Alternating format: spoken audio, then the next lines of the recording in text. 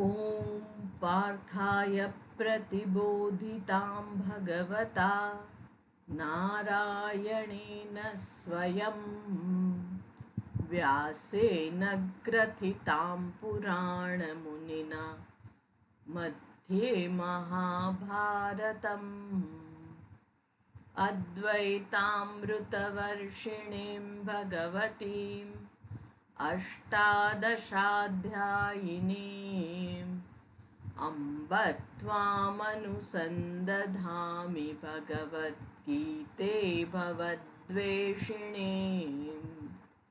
यं ब्रह्मा वरुणेन्द्ररुद्रमरुतः स्तुन्वन्ति दिव्यैस्तवैः वेदैः साङ्गपदक्रमोपनिषदैर्गायन्ति यं सामगाः ध्यानावस्थिततद्गतेन मनसा पश्यन्ति यं योगिनः यस्यान्तन्न विदुःसुरासुरगणाः देवाय तस्मै नमः यस्यान्तन्न विदुःसुरासुरगणाः देवाय तस्मै नमः।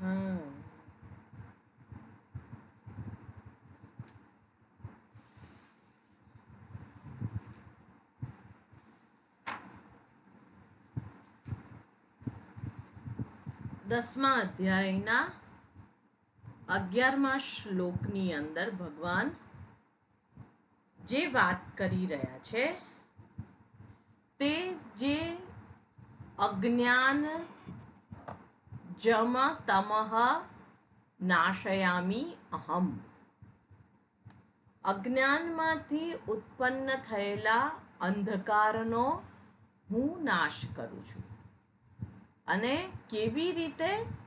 દદામી બુદ્ધિ યોગમ તમ, તેને હું બુદ્ધિ યોગ પ્રદાન કરું છું. અને બુદ્ધિ યોગ એટલે શું છે? તો આ જે અખંડાકાર વૃત્તિ જે શાસ્ત્રના શ્રવણ થકી મારા મનમાં ઉત્પન્ન થાય છે, એટલે કે બુદ્ધિની અંદર કોઈ પણ જ્ઞાન છે એ મન બુદ્ધિનો વિષય છે.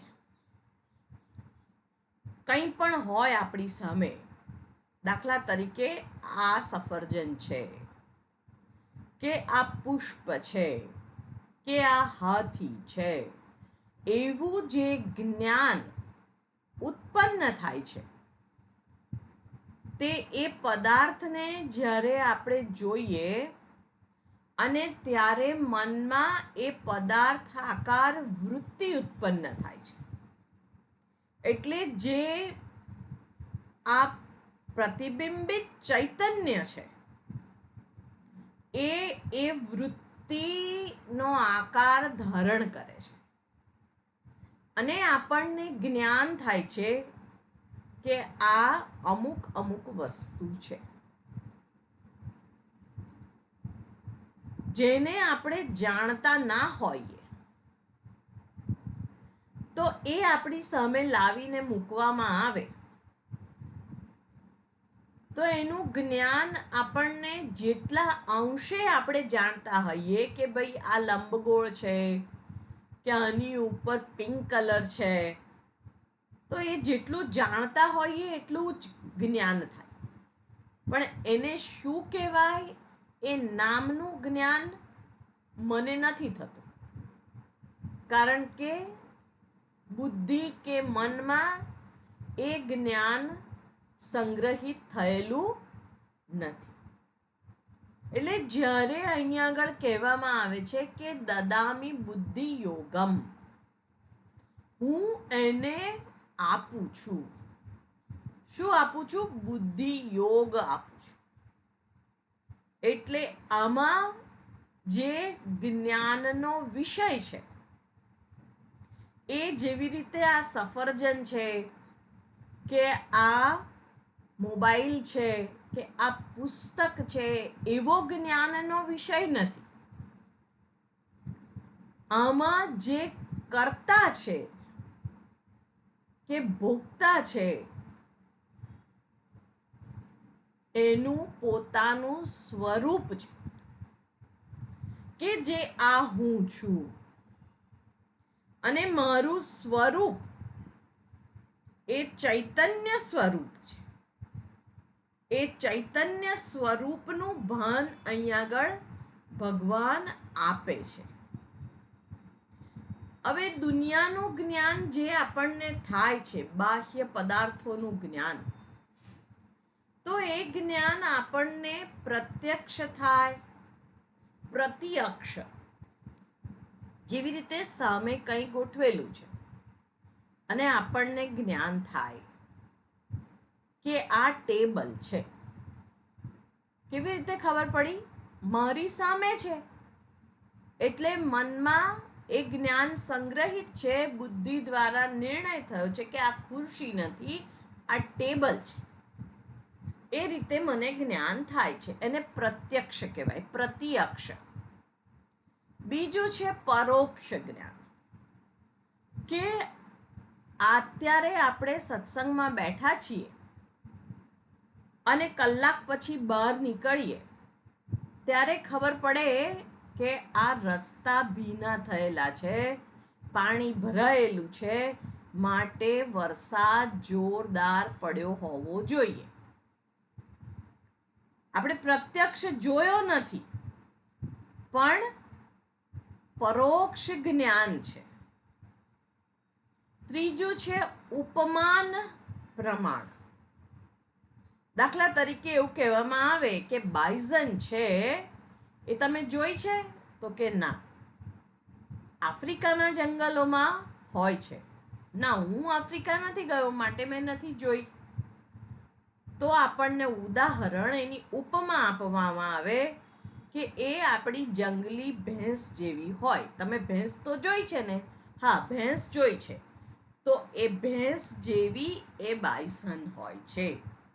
એટલે જ્યારે આપણે બાઇસનને જોઈએ ત્યારે આપણને ખ્યાલ આવે કે આ બરાબર જે મને તે દિવસે ઉપમા આપવામાં આવી હતી એના પ્રમાણે આ છે. ચોથું જ્ઞાનનું સાધન છે અર્થાપત્તિ. અર્થેન આપત્તિ, આપત્તિ પ્રાપ્તિ. વન સ્ટેપ ફર્ધર એને જ્યારે ઇન્ફર કરવામાં આવે છે. દાખલા તરીકે આપણને તાવ આવ્યો તો ઇન્વેસ્ટિગેશન કરે ડૉક્ટર કે બ્લડ ટેસ્ટ કરાવી આવો. પછી બ્લડ ટેસ્ટની અંદર 2-4 ટેસ્ટ લખેલા હોય, મલેરિયા લખ્યો હોય, ટાઇફોઇડ લખ્યો હોય, કમળો લખ્યો હોય, આ બધું લખ્યું હોય. તો એના આધારે જે બ્લડ ટેસ્ટ થાય કે આ નથી તો આનો કરાવો, આ નથી તો આનો કરાવો, પછી છેલ્લે નક્કી થાય કે કંઈ જ નથી એટલે વાયરલ ઇન્ફેક્શન હશે. તો એ જે ઇન્ફર તો કરે છે, પણ એક સ્ટેપ આગળ ઇન્ફર કરે છે. એને અર્થાપત્તિ કહેવાય. બીજું એક જ્ઞાનનું સાધન છે અનુપલબ્ધિ. દાખલા તરીકે હું કહું મારા હાથમાં શું છે? કંઈ નથી. કંઈ નથી એટલે શું? પુસ્તક નથી, ટેબલ નથી, સફરજન નથી, પુષ્પ નથી, હાથી નથી, કંઈ નથી. કંઈ નથી એ પણ જ્ઞાન છે. એ જ્ઞાનનું પ્રમાણ છે. એટલે આ પ્રમાણમાં શું થાય છે કે જે પેલો કર્તા છે એ બની રહે છે. આ ઘડો છે તો ઘડાનો જોનાર, દ્રષ્ટા કોણ છે? હું છું. તો એમાં દ્રશ્ય, દ્રષ્ટા અને જે ક્રિયા થાય છે દર્શન, એ ત્રિપુટી રહે છે. જ્યારે અહીં આગળ જે બુદ્ધિ યોગ કે છે, જે બુદ્ધિ વડે જે જ્ઞાનની વાત કરી રહ્યા છે, એ બુદ્ધિ યોગ એટલે શું છે? આવી રીતે ઘડો છે કે પુષ્પ છે એવું જ્ઞાન નથી, પણ આ જેને હું કહું છું, જે જ્ઞાતા છે, જે દ્રષ્ટા છે, એના પોતાના દ્રષ્ટૃ જ્ઞાતૃ સ્વરૂપની વાત છે.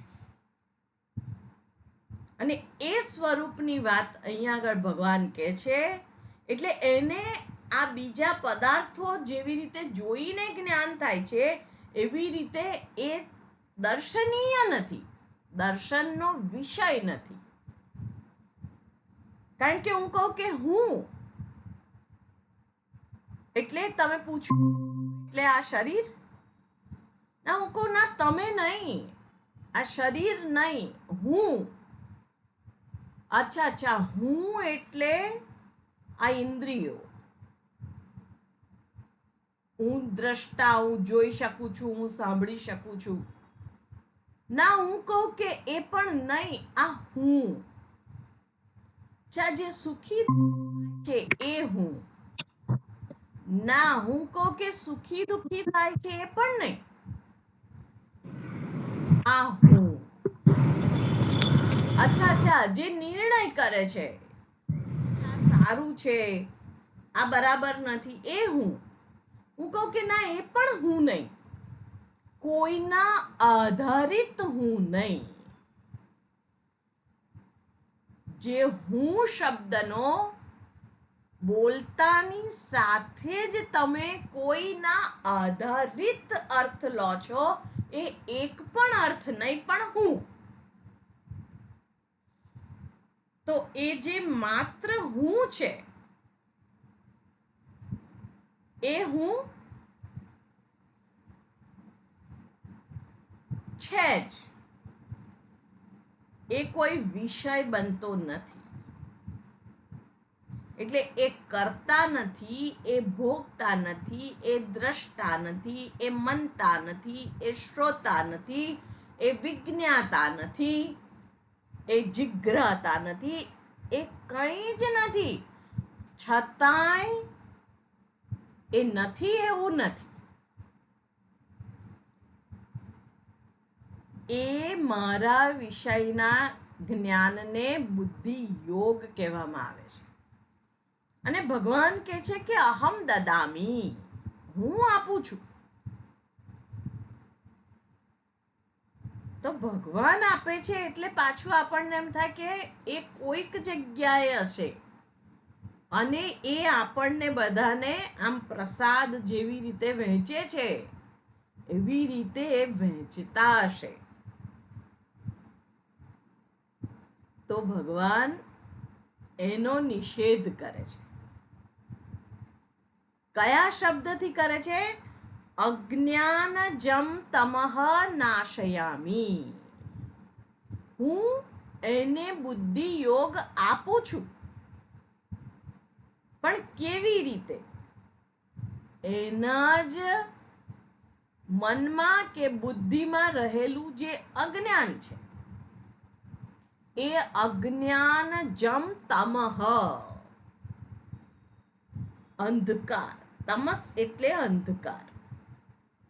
અજ્ઞાનને અંધકાર સાથે સરખાવ્યો છે. એનો નાશ કરું છું. એ રીતે હું બુદ્ધિ યોગ આપું છું. અને અજ્ઞાનજમ તમઃ એટલે જેવી રીતે અંધકાર હોય ગાઢ, અને બધું જ પડેલું છે, અને આપણને એ જગ્યાએ મોકલવામાં આવે, કંઈ દેખાય નહીં. અને જેવી પ્રકાશ થાય, તરત જ બધું જ સ્પષ્ટ જણાય. એટલે જે છે એ જણાય છે. પ્રકાશ શું કાર્ય કરે છે?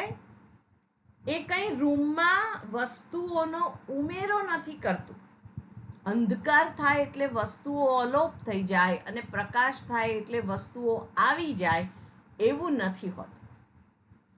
પણ જે પ્રકાશ થાય, પ્રકાશની હાજરીમાં જે છે એ દેખાય છે. એટલે જ્ઞાન મોક્ષ ઉત્પન્ન નથી કરતું, જ્ઞાનની હાજરીમાં મોક્ષ આવતો નથી, પણ જે છે એ સ્પષ્ટ જણાય છે. જો મોક્ષ આવતો હોય કે જો મુક્તિ આવતી હોય તો એ કોઈક સમય અંતર્ગત આવે છે, અને જે કોઈક સમય અંતર્ગત આવે એ સમય અંતર્ગત જાય પણ ખરું. કારણ કે સૃષ્ટિનો અફર નિયમ છે કે જે આવે તે જાય. જેનો જન્મ થાય છે એનો નાશ નિશ્ચિત છે. જો મુક્તિ મોક્ષ એનો મારા સ્વરૂપનો જો જન્મ થતો હોય, પહેલા હું બદ્ધ હતો અને હવે મુક્ત થઈ ગયો, એવું વ્યવહારિક રીતે, ઔપચારિક રીતે કહી શકાય. પણ વાસ્તવિક રૂપે આપણે જોઈએ અને એવું કહીએ કે પહેલા હું આ સંસારમાં બદ્ધ હતો અને હવે શાસ્ત્રના જ્ઞાનથી હું મુક્ત થઈ ગયો, તો મુક્તિ આવતી નથી. કારણ કે જો મુક્તિ સમયમાં આવતી હોય તો એક સમય એવો આવે કે એ જતી પણ રહી શકે. એટલે હું જ્ઞાની થાઉં, પાછો અજ્ઞાની થાઉં, પાછો જ્ઞાની થાઉં, પાછો અજ્ઞાની થાઉં. શાસ્ત્ર કહે છે કે આ જ્ઞાન એકવાર આવે પછી જતું નથી, અને કોઈ પણ જ્ઞાન એકવાર આવે પછી જતું નથી. દાખલા તરીકે આપણે મનુષ્ય છીએ, એ જ્ઞાન આપણને બધાને છે, બરાબર? કોઈને એવું થાય છે કે હું વંદો છું કે હું સિંહ છું, એવું કોઈને નથી થતું. બધાને ખબર છે કે હું મનુષ્ય છું.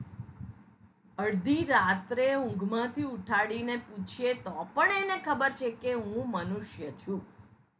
તો એ જ્ઞાનને યાદ રાખવું પડે છે? ના. કેમ? એ ભૂલાય જ નહીં, કારણ કે એ સત્ય છે. તેવી જ રીતે કોઈ પણ જ્ઞાન હોય, એ જ્ઞાન, પહેલી વાત તો કે એ જ્ઞાન છે જ. જ્ઞાન ઉત્પન્ન નથી થતું, એટલા માટે એને ડિસ્કવરી કહેવાય છે. જે કવર હતું એની ઉપર આચ્છાદિત અજ્ઞાન વશાત થઈ ગયું એવું જે લાગતું હતું, એ કવરને આપણે દૂર કર્યું, ડિસ્કવર. અને જે અજ્ઞાનનું આવરણ દૂર થયું તો જે છે એ પ્રગટ થયું. એટલે અજ્ઞાન જમ તમઃ, જ્ઞાનમાંથી જે જન્મેલું છે એ અંધકાર, એનો નાશ કરી અને અહમ આત્મભાવસ્થ જ્ઞાન દીપેન ભાસ્વતા, હું જ પ્રકાશમય જ્ઞાન રૂપી દીપ વડે અજ્ઞાન જમ તમઃ નાશયામી. એ અજ્ઞાનમાંથી ઊભો થયેલો જે અંધકાર, એટલે કે એને મોહ કહ્યું. અને ગયે વખતે આપણે જોતા હતા કે આ મોહ માં ઉહ, ઉહ એટલે ત્યાગવું, અને અપોહ એટલે ગ્રહણ કરવું. ત્યાગવા યોગ્ય શું છે, ગ્રહણ કરવા યોગ્ય શું છે, એ બંનેનો જેમાં અભાવ છે એને મોહ કહેવામાં આવે છે. આપણે કહીએ છીએ કે આ વ્યક્તિ મોહિત થઈ ગઈ. ભગવાને મોહિની રૂપ ધારણ કર્યું હતું. કેમ? કારણ કે અસુરો દેવતાઓ પાસેથી અમૃત છીનવી લીધું અને હવે એ લોકો ખૂબ બળવાન હતા.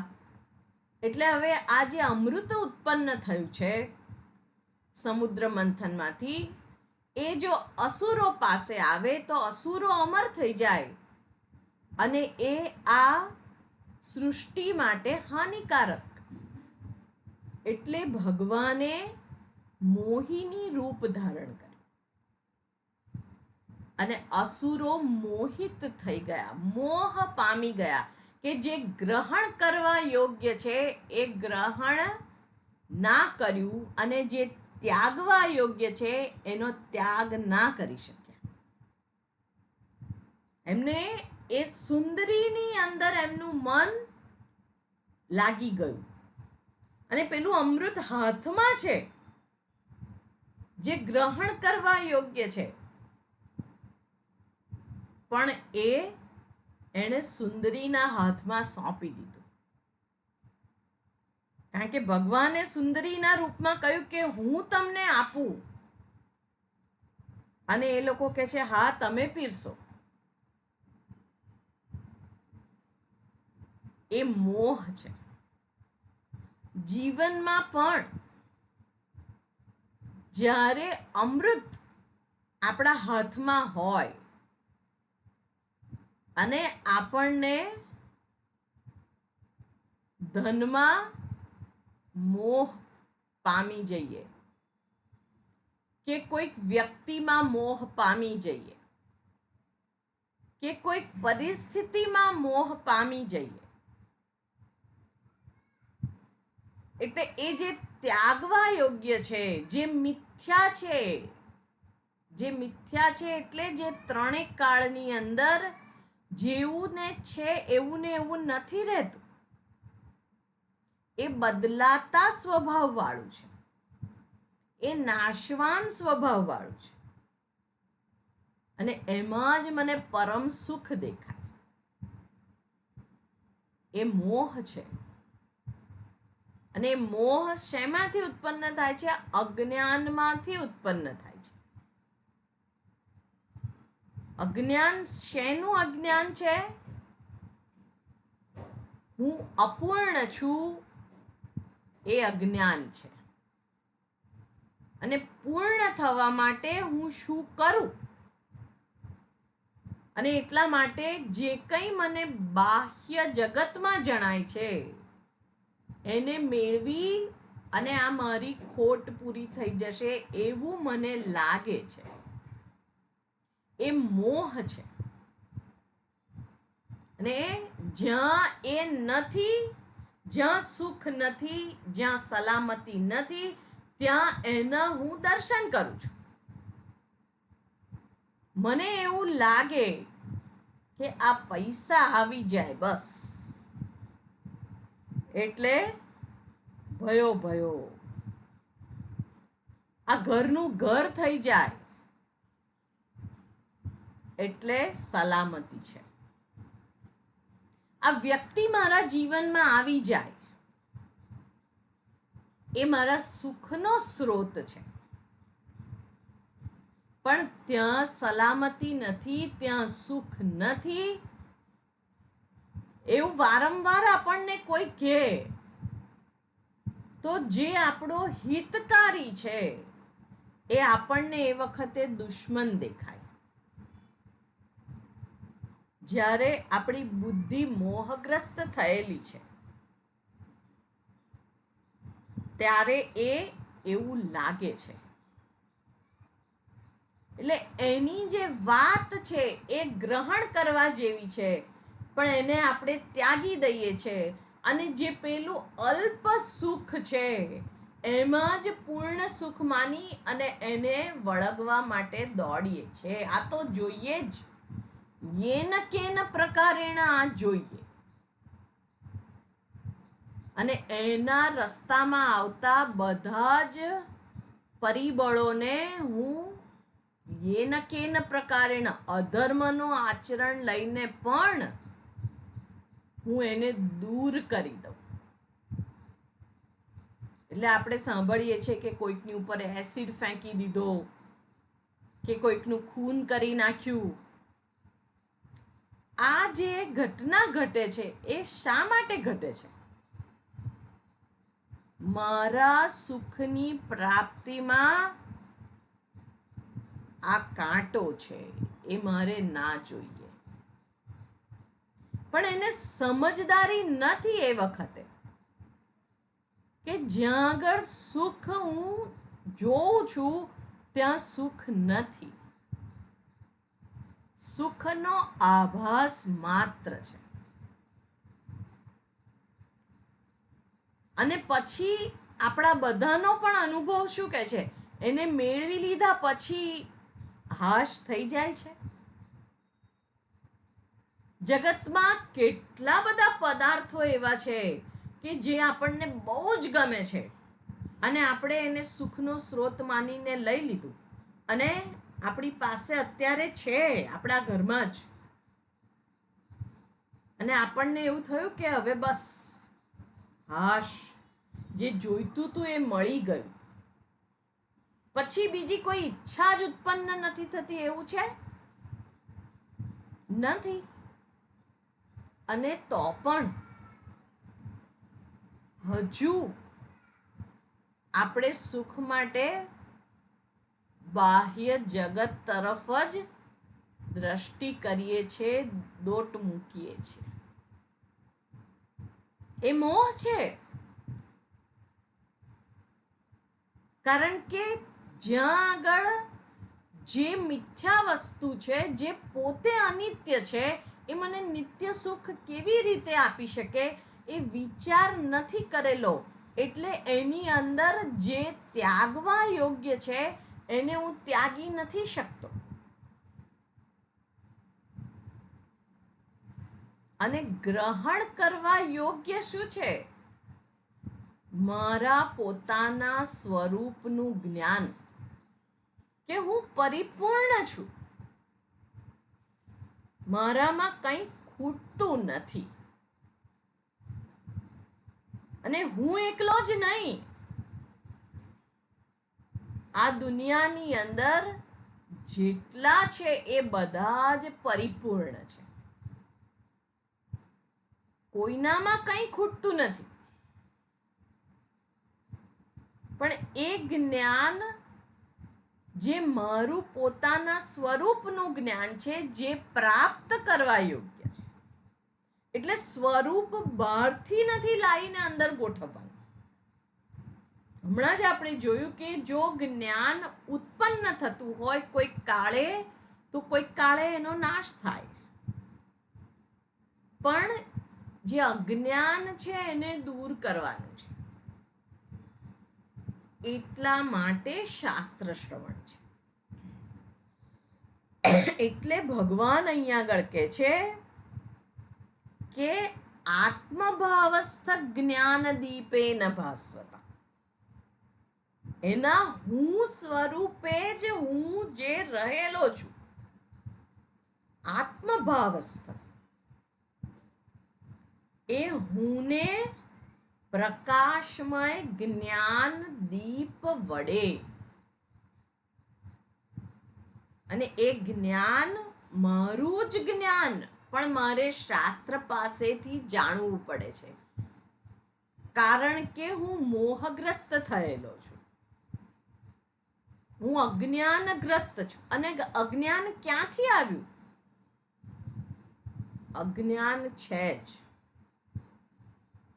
આ જીવ તરીકે મારો જન્મ થયો છે એ જ દર્શાવે છે કે અજ્ઞાનને લઈને જ હું આવ્યો છું. તો એ દૂર થાય? હા, એ દૂર થાય. એ પરમેશ્વરની કૃપા અને શાસ્ત્ર અધ્યયનના મારા પ્રયત્ન એ બંને મળી અને એ અજ્ઞાન દૂર થાય છે. કારણ કે એ ભગવાન જ અહીંયા આગળ કહી રહ્યા છે કે દદામી બુદ્ધિ યોગમ તમ, તેને હું બુદ્ધિ યોગ આપું છું. એટલે એક શ્લોકમાં બહુ સુંદર કહેલું છે, ન હસ્તે યષ્ટિમાદાય દેવા રક્ષંતિ માનવાહ યેષામ રક્ષિતુમિચ્છન્તિ સુબુદ્ધ્યા યોજયંતિ તમ. હાથમાં લાકડી લઈ અને દેવતાઓ એટલે કે ભગવાન મનુષ્યની રક્ષા કરતા નથી, પણ યમ તુમ રક્ષિતુમ ઇચ્છન્તિ, જેની રક્ષા કરવાની ઈચ્છા કરે છે એને સુબુદ્ધ્યા યોજયંતિ તમ, એને સદબુદ્ધિ પ્રદાન કરે છે. અને સદબુદ્ધિ એટલે સતની બુદ્ધિ. અને સત શું છે? એકમ સત વિપ્રાહા બહુધા વદંતી. સત એક જ છે, એને જ સત કહેવાય. સત્ય, તત્વ, આત્મા, બ્રહ્મ નામ જુદા જુદા છે એક જ. વ્યવહારમાં પણ હું અમને બીજું કહું, તેમને બીજું કહું, અને પછી એ બધા ભેગા થાય ને પછી કે મને તો આવું કહેતા હતા, પેલા કે મને તો આવું કહેતા હતા. એટલે શું નક્કી થાય કે એ સત્ય બોલતા નથી. તો એ સત્ય નથી. સત્ય એક જ હોય, અને જે એક જ છે એ જ તત્વ છે, જે બધાનું તત્વ છે. મારા એકલાનું નહીં, સર્વનું જે સત્ય છે એ સત્યની વાત કરે છે. અને એ જ્ઞાન, એને જ બુદ્ધિ યોગ કયો છે. સુબુદ્ધ્યા યોજયંતિ તમ, એને જ સદબુદ્ધિ કહેવામાં આવે છે. એટલે હું એનું રક્ષણ કરું છું, પણ કેવી રીતે? એને પોતાને પોતાનું જ પૂર્ણ સ્વરૂપનું જ્ઞાન પ્રદાન કરીને. અને જ્ઞાન પ્રદાન જ્યારે થાય ત્યારે મારું જે સાચું સ્વરૂપ છે એની મને ઓળખાણ થાય છે. સ્વામી ચિન્મયાનંદજી એકવાર ટ્રેનમાં જતા હતા અને સ્પેશિયલ કમ્પાર્ટમેન્ટ હતું. એમાં સામે બીજા એક ભાઈ આવ્યા અને એ ભાઈએ જોયું કે સામે એક લાંબી દાઢી, કેસરી કલરના ગેરુઆ વસ્ત્ર, માળા પહેરી છે. અને ખબર પડી જાય આપણી સંસ્કૃતિમાં કે આ કોઈક સંન્યાસી સાધુ છે. એટલે આપણે બેસીએ પછી જનરલી આજુબાજુના વ્યક્તિઓની જોડે આપણે શિષ્ટાચાર માટે વાત કરતા હોઈએ છીએ કે ભાઈ ક્યાંથી આવો છો, ક્યાં ઉતરવાના, અમે અહીંયાથી આવીએ છીએ, એવું બધું. એટલે પેલા ભાઈએ કંઈક વાત કરવાની શરૂઆત કરી. તો કે છે કે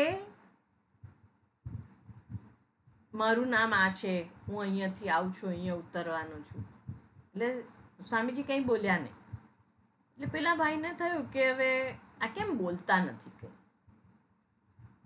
એટલે પછી એમને થયું કે આ બીજી લૌકિક વાતો લાગે છે, એટલે એમણે અધ્યાત્મની વાત. હવે એમને કંઈ બહુ તો ખબર ના હોય, પણ સ્ટેશન ઉપરથી કંઈક સ્વામીજીની પુસ્તક લીધી હશે, ચિન્મયાનંદજીની જ લીધી હતી એમણે. એટલે પછી એમણે બીજો કંઈક પ્રશ્ન અધ્યાત્મને અનુલક્ષીને કર્યો, એટલે સ્વામીજીએ માળા દર્શાવી કે હું જપ કરી રહ્યો છું. મૌન છે, તોય પેલા ભયથી રહેવાયું નહીં, એટલે કે છે કે તમે સ્વામી ચિન્મયાનંદજીને ઓળખો છો? એટલે હવે સ્વામીજી શું જવાબ આપે? કોની વાત થઈ રહી છે?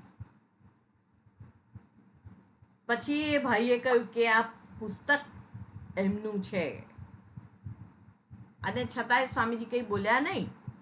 એટલે એમણે પુસ્તક ખોલ્યું તો એમાં સ્વામીજીનો ફોટો હતો. એટલે પેલા ભાઈ ફોટો જુએ અને સ્વામીજીને જુએ, ફોટો જુએ ને સ્વામીજીને જુએ. એટલે સ્વામીજીને ખબર પડી ગઈ.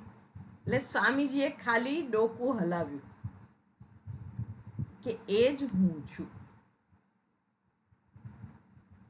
તેવી જ રીતે શાસ્ત્ર જે કહી રહ્યા છે એ પરમ આનંદ સ્વરૂપ,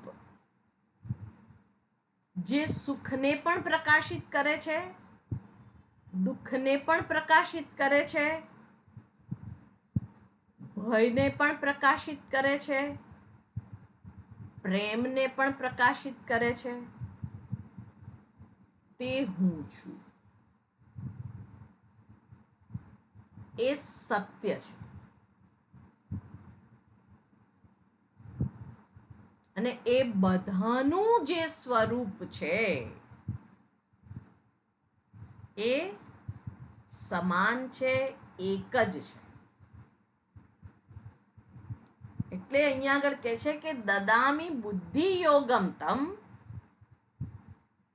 એને હું બુદ્ધિ યોગ આપું છું.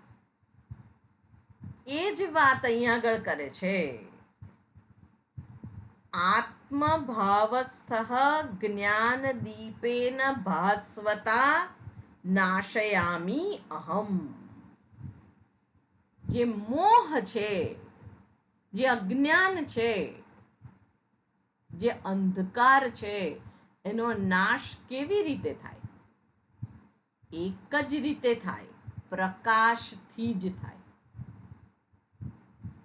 અંધકાર હોય, અજ્ઞાન હોય, સ્વામી ચિન્મયાનંદજી કોણ છે એનું અજ્ઞાન હોય, તો જ્ઞાનથી જ એનો નાશ થાય. ગુફામાં વર્ષો જૂનું અંધારું હોય અને હું નક્કી કરું કે હું પ્રાણાયામ કરીશ અને આમાં પ્રકાશ ફેલાઈ જશે, અથવા તો હું શીર્ષાસન કરીશ, વર્ષો સુધી શીર્ષાસન કરો, અંધકાર દૂર ના થાય.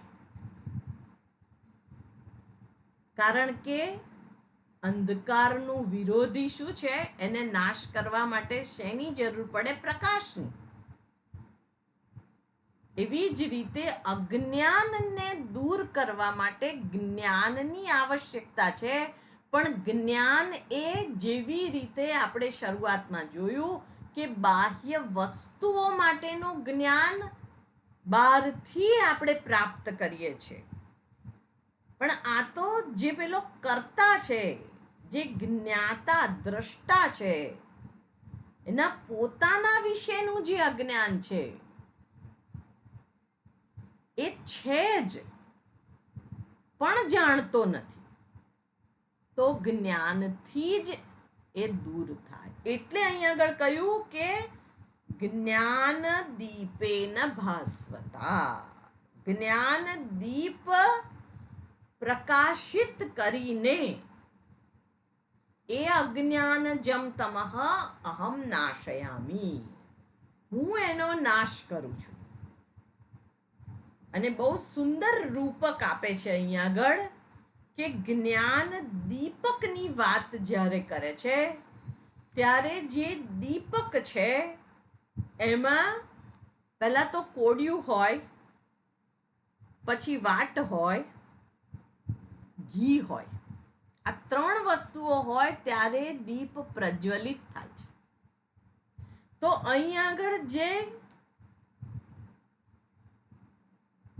ઘી છે એ ભક્તિ છે.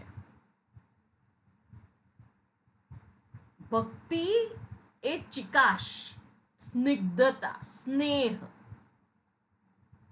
અને ભક્તિ એટલે પ્રેમ કરતા કંઈક વિશેષ છે. પ્રેમ કોને કહેવાય છે? જે આપણા સરખે સરખા માટે હોય. આપણા મિત્ર હોય કે આપણા સહ ધર્મચારીણી કે ધર્મચારી હોય, એના માટે પ્રેમ હોય. પણ જે આપણા માટે આદર્શ છે, આપણા ઈષ્ટદેવ હોય કે ગુરુ હોય, એના માટે પ્રેમ કરતા કંઈક બીજું પણ છે, આદર. એ આદર જે છે એને ભક્તિ કહેવામાં આવે છે. અને એ આદર રૂપી સ્નિગ્ધતા છે. જ્ઞાન રૂપી દીપક માટે શું જરૂરી છે? શેનાથી આ જ્ઞાન રૂપી દીપક પ્રજ્વલિત થાય? તો એમાં ચોક્કસ પ્રકારનું મારું જે વ્યક્તિત્વ છે એ દર્શાવે છે કે હું આ ભક્તિથી યુક્ત હોઉં. એ સ્નિગ્ધતા, એ સ્નેહ મારામાં પ્રગટ થયેલો હોય. અને સ્નેહ, પ્રેમ વત્તા આદર. ઈશ્વર માટે આપણને પ્રેમ તો છે, પણ સાથે સાથે આદર પણ છે.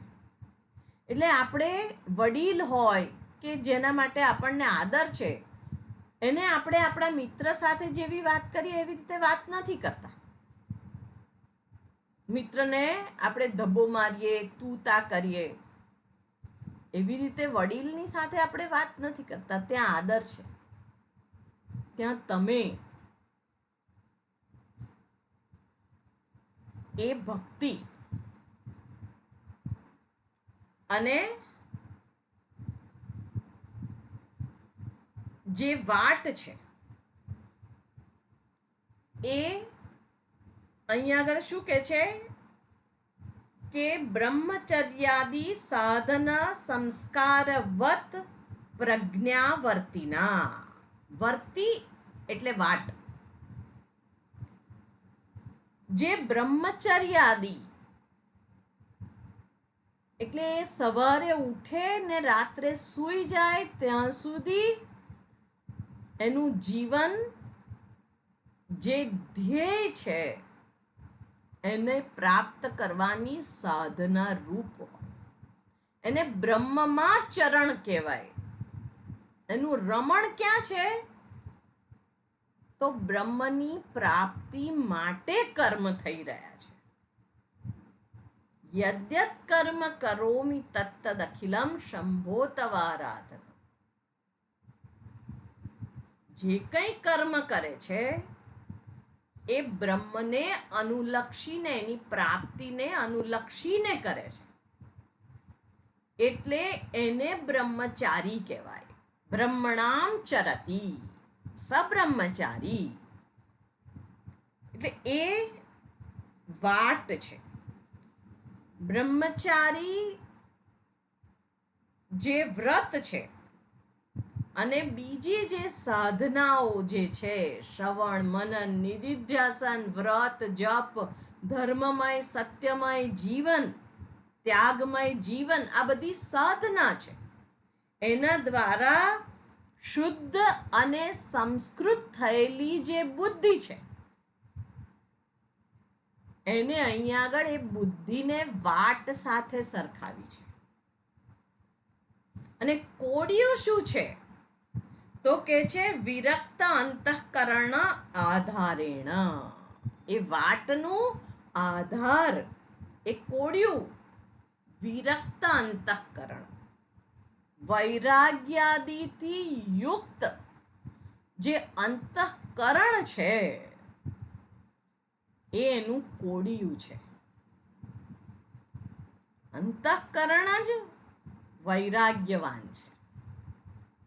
હવે એને આ લોક કે પરલોકના કોઈ પણ ભોગો પ્રત્યે ભોગ બુદ્ધિ રહી નથી. જીવનના નિર્વાહ માટે અથવા તો જીવનમાં જે કંઈ પ્રસંગ ઊભો થાય એમાં એ વસ્તુઓ વ્યક્તિઓ સાથે વ્યવહાર કરે છે, પણ એમાં હવે એને ભોગ બુદ્ધિ નથી રહી. એના દ્વારા મારે કંઈક પૂર્ણ થઈ જવું છે કે સુખી થઈ જવું છે એવી ભાવના હવે નથી રહી. એને વિરક્ત અંતઃકરણ કહેવાય. મનમાં કંઈ ચોટી નથી જતું.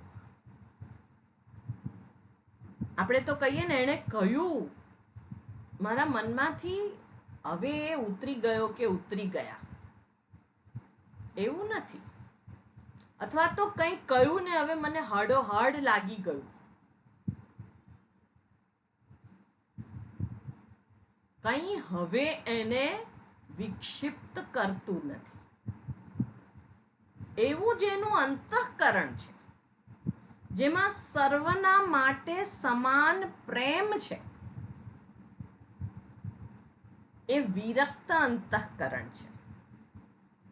કારણ કે હવે એને કંઈ લેવાનું નથી કોઈની પાસેથી. પછી ઇન્દ્રાદી દેવતા હોય તો એનું સ્થાન પણ એને નથી જોઈતું, કારણ કે એ સ્થાનની પણ મર્યાદા એને સમજણ પડી ગયેલી છે.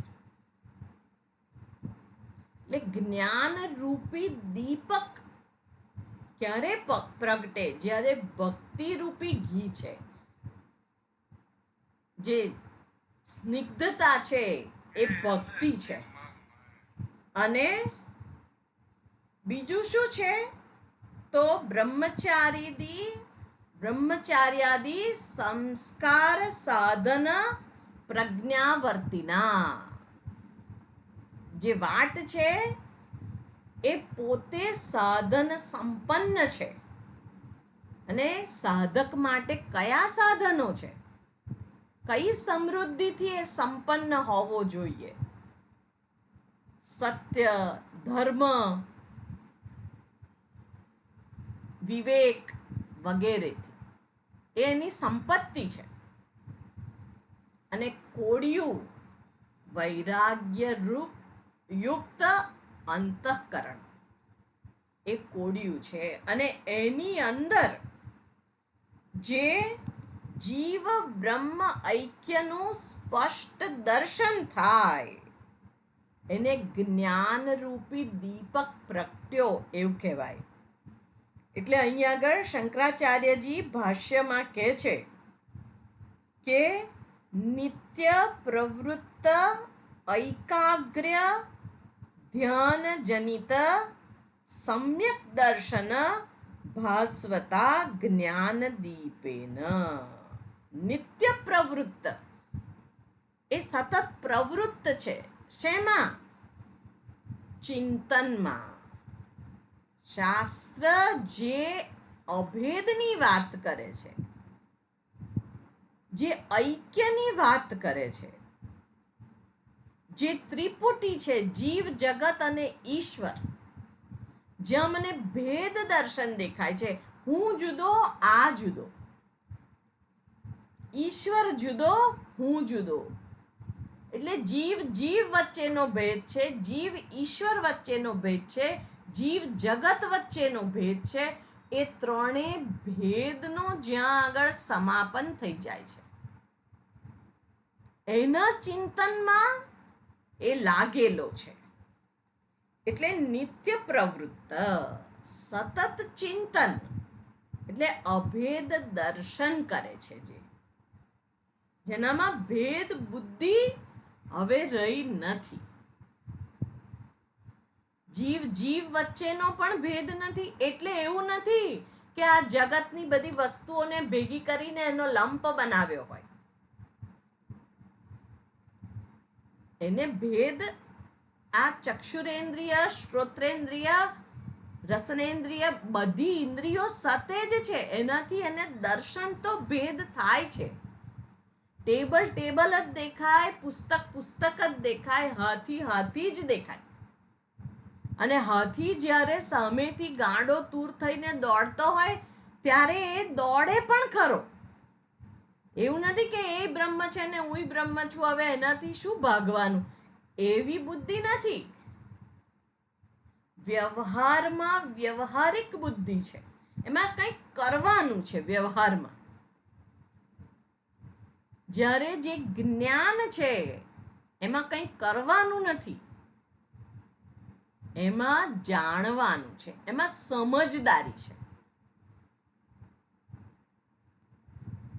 એટલે શુની ચૈવ સ્વપાકે ચ પંડિતાહ સમદર્શિનઃ, એની અંદર એક પરમાત્મા તત્વ છે, એનું દર્શન છે, એની સમજદારી છે. પણ વર્તન તો બ્રાહ્મણની જોડે બ્રાહ્મણ જેવું કરાય અને કૂતરો હોય તો કૂતરા જેવું કરાય. હા, એના માટે આપણને દ્વેષ ના હોય, એને પણ આપણે એ જ રોટલી આપીએ જે આપણે ખાઈએ છીએ. પણ એનો મતલબ એવો નહીં કે કૂતરાને આપણે પકડી લાવી અને એની પૂજા કરીએ પાટલે બેસાડીને. અને કોઈ સંન્યાસી કે કોઈ બ્રાહ્મણ આવ્યા હોય તો એને આપણે કૂતરાની જેમ રોટલી આપીએ, એવું વર્તનમાં ના હોય. વર્તન જેની સાથે જે રીતે થવું જોઈએ એ જ થાય. એટલે અહીંયા આગળ જે કે છે નિત્ય પ્રવૃત્ત, એ પ્રવૃત્ત થયેલો છે ચિંતનમાં, સમજદારીમાં જ્ઞાન છે. પછી કે છે ઐકાગ્ર્ય, જીવ અને ઈશ્વરના જ્ઞાનમાં એને સ્પષ્ટ દર્શન છે, દર્શન છે, વર્તન નથી. પછી કે છે ધ્યાન જનિત, એના જ દર્શન વડે જે ભાસ્વતા જ્ઞાન દીપેન, સમ્યક દર્શન વડે જે જ્ઞાન રૂપી દીપક પ્રગટ થાય છે, એ શું છે? એ જ્યોતમાંથી જે ભક્તિ, વૈરાગ્ય અને આ ઐક્યનું જ્ઞાન એમાંથી પ્રગટ થતું જે પ્રકાશ છે, એ આ દીવાનું અજવાળું છે.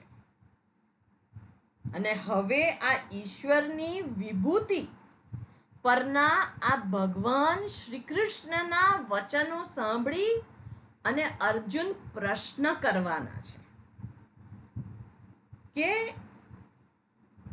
એ પ્રશ્ન દ્વારા અહીંયા આગળ એ મહત્વની વસ્તુ આપણે જાણીએ છીએ, એ દર્શાવે છે કે ભગવદ્ ગીતા હોય કે બીજા કોઈ શાસ્ત્ર હોય, એ બુદ્ધિ બંધ કરવાની વાત નથી.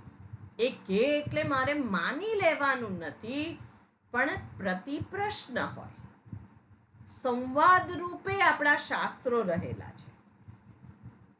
જે ગુરુના વચનો થકી શિષ્યની બુદ્ધિમાં સંશય ઊભો થાય છે, એટલે એ પ્રશ્ન કરે છે. અને એ પ્રશ્ન હવે અર્જુન આગળ કરવાના છે. અને એ પ્રશ્નને બરાબર સમજી અને ભગવાન પણ એનો ઉત્તર આપવાના છે. એટલે ગુરુ એવું નથી કહેતા કે હું કહું છું એટલે તારે માની લેવાનું, આ બધું મને પૂછવાનું નહીં કશું, એવું નથી કહેતા. આમાં માનવાનું કશું નથી, આમાં તો દર્શન છે, જાણવાનું છે. જ્યાં સુધી મને હું અપરોક્ષ રૂપે એ બ્રહ્મ છું, એ સત્ય છું, એ પરિપૂર્ણ છું, એનું દર્શન નથી થતું, ત્યાં સુધી મારા મનમાં ઉઠતા જે સંશયો છે એનું નિવારણ શાસ્ત્ર કે ગુરુ કરવા માટે હંમેશા તત્પર છે. એટલે હવે આગળ 12મા શ્લોકમાં અર્જુન પ્રશ્ન કરવાના છે, જે આપણે આવતી વખતે જોઈશું.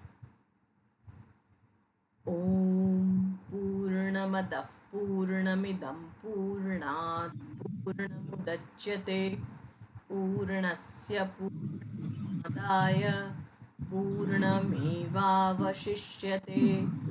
ॐ शान्ति शान्ति शान्तिः हरिः ॐ श्रीगुरुभ्यो नमः